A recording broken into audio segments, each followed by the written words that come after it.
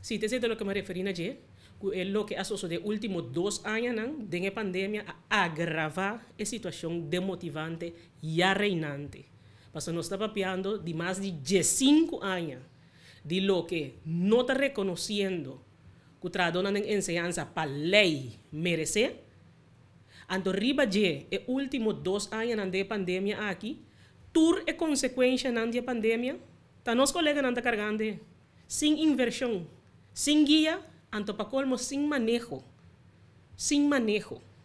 Significa que tu consecuencia de pandemia. Riba lo que no está reconociendo para 5 años, que o colega não merece para lei. Riba é mento a la procent. Den é lo que deve nan 5 años aí. Den je corta den o presupuesto que está nos instrumento laboral. Acerca pandemia que nós não temos nenhum guia como para fazer, tá nós está resolvendo a situação aí.